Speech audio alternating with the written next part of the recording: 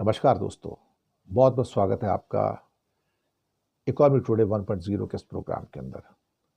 दोस्तों, आज हम एक ऐसे विषय के बारे में बात करने जा रहे हैं जिसके बारे में शायद चर्चा ही नहीं हो रही है कि अल्टीमेटली भारत के अंदर हम जो बहुत सारे डेटा सेंटर खोल रहे हैं, सेमीकंडक्टर वगैरह के जो प्लांट्स या कहते हैं यूनिट्स आ रहे हैं, उनके अंदर दो तीन चीज़ों की बहुत ज़्यादा ज़रूरत पड़ेगी।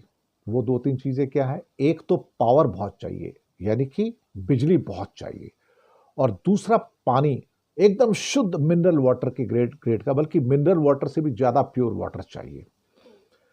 अब भारत के अंदर अब चिंताएं आनी शुरू हो रही हैं। मैंने कुछ साल पहले की बात है, मैंने इसके ऊपर बड़ा प्रोग्राम किया था कि सेमीकंडक्टर प्लांट्स को हर रोज़ लाखों नहीं करोड़ों लीटर पानी चाहिए, वो भी मिनरल वाटर के लेवल का, बहुत प्योरीफाइड, जबकि अल्ट्रा क्लियर वाटर जो होता है वो चाहिए होता है सेमीकंडक्टर के लिए। और डेटा सेंटर को बहुत सारा पावर भी चाहिए, और पावर के साथ में जो उनके सेमीकॉन्स जो होते हैं, सेमीकंडक्टर, वो गर्म हो जाते हैं, उनको कूलिंग करने के लिए बहुत सारा पानी चाहिए होता है। अब ये बात लोगों के गले में कई बार उतरती नहीं कि जो हम कह रहे हैं कि अगर सारी की सारी बिजली जो हिंदुस्तान में पैदा हो रही है वो डेटा सेंटर ही और सेमीकंडक्टर यूनिट लेके चले जाएंगे, सारा पानी वो लेके चले जाएंगे, जब हमारे पानी की शॉर्टेज है, तो साहब हम करेंगे क्या उसके बाद में? अब ये बात सिर पर आनी शुरू हो गई। आपने डेटा सेंटर के बूम की बात की, आप गूगल के द्वारा सेंटर बनाने की बात की, लेकिन पानी कहाँ है? तो experts worry India's data center and semiconductor plants will strain power and water due to their massive cooling needs. बड़े लेवल पे ठंडा करने की जरूरत है, especially with the AI boom increasing energy hungry GPU use, graphic processing units, pushing demand in already water stressed cities like Mumbai and Bangalore, potentially leading to service disruptions, grid overloads and deeper water crisis. लेकिन जो current policies हैं ये इस चीज को और बढ़ा देंगी। कंसर्न क्या है, चिंताएं क्या है, बताते हैं।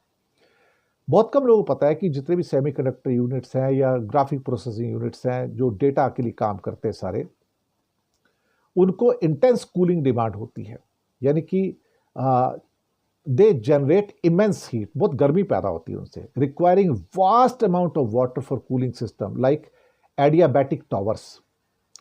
दूसरा, हाई एनर्जी यूज होता है। एआई के जो वर्कलोड हैं वो बिजली को ना अंदर हजम करते हैं, अंदर खींच लेते हैं, अधिक से अधिक खींच लेते हैं। They increase power consumption, straining local grids and increasing overall electricity demand. यानी कि दूसरी जगह सूखा पड़ जाता है बिजली का, बिजली नहीं पहुंच पाती, सारी बिजली वही खींच के ले जाते हैं। तीसरा, water stress. Many data centres are in major cities in Bombay, Chennai, Bengaluru. अब वहां पर वाटर की शॉर्टेज हो गई है, ग्राउंड वाटर है नहीं, पीने को पानी नहीं मिलता बेंगलोर में, कई बार तो ग्राउंड वाटर का डिप्लीशन हो गया है। तो ये जो अभी पानी कहाँ से आएगा इनके लिए? आप खोलते रहे हो सेंटर, पानी कहाँ से आएगा? इसका पानी है नहीं हमारे पास। तो पॉलिसी गैप्स हैं। हम सेमीकंडक्टर यूनिट या डेटा यूनिट तो खोल रहे हैं सारे के सारे, लेकिन उसके लिए पानी और बिजली कहाँ है? पानी तो है ही नहीं। तो water usage is not a prominent focus in the current data centre policies. हम जो पॉलिसी बना रहे हैं, हम पानी के बारे में सोचते नहीं है, हम बेवकूफ किस्म के, मुझे लगता है कि हमारी सरकारें हैं ये, creating a blind spot for long term sustainability. Blind spot है ये। मैंने पहले कई बार कहा प्रोग्राम में कि पानी की बहुत चाहिए, और पर डे करोड़ों लीटर का पानी चाहिए। आप पानी कहां से लाएंगे इतना? किसका कास्केडिंग इंपैक्ट है। तो water shortages could force data centre shut down in peak summer, यानी गर्मी के अंदर बंद ही हो जाएंगे data centre, affecting the critical services like banking, health care, cloud based systems and transport. तो की स्टैटिस्टिक्स क्या है? वो ये है कि भारत में अभी इनको 150 करोड़ लीटर का पानी चाहिए, 150 करोड़ लीटर 2025 में। लेकिन 2030 में इन्हीं सारे डेटा सेंटर्स को 358 करोड़ लीटर का पानी चाहिए होगा। 358 करोड़ लीटर, यानी कि दुगने से ज्यादा पानी इनको चाहिए होगा। दुगना नहीं, बल्कि क्या कहते हैं कि 2.5 गुना पानी चाहिए होगा इनको, वो भी मिनरल वाटर ग्रेड का 2030 तक। Power projected to jump from 13 TWH, ये 13 TWH की जो पावर है अभी जो इनकी जरूरत है हमारी इसके लिए, डेटा सेंटर वगैरह के लिए, वो बढ़कर 57 TWH हो जाएगी। ये कुछ इनका टर्मिनोलॉजी है, जैसे मेगा वाट होता है, ये शायद टेरा वाट होगा मुझे लगता है, इसी टाइप का। जैसे गीगा वाट होता है, मेगा वाट होता है, फिर टेरा वाट होता है, मुझे लगता है ये टेरा वाट ही होगा। तो 13 TWH टेरा वाट से बढ़कर 2030 के अंदर 5 सालों में इसकी जो पावर चाहिए होगी करीब करीब 57 टेरावाट चाहिए होगी। और ये टोटल जो कंजप्शन है उसका अब एक बहुत बड़ा हिस्सा तो यहाँ चला जाएगा। इसके परिणाम क्या होंगे?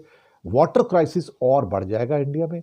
दूसरा, हाई पावर कंजप्शन की वजह से जो ग्रिड की जो स्टेबिलिटी है वो जगह जगह आपको अंधेरा दिखाई देगा, कभी यहाँ बिजली जाएगी कभी वहाँ बिजली जाएगी, क्योंकि सारी बिजली तो ये खा जाएंगे।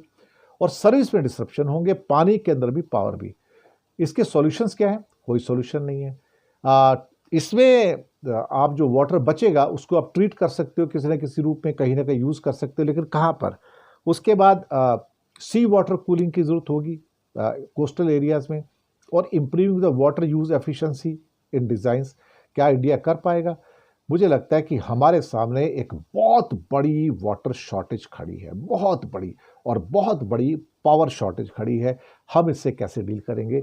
ये एक मेगा समस्या है, इसके ऊपर कोई बात नहीं करता, लेकिन मैं निकट भविष्य में बहुत जल्दी इस विषय में बात करूंगा कि डेटा सेंटर तो चलेंगे, आपके घरों की बिजली गुल हो जाएगी।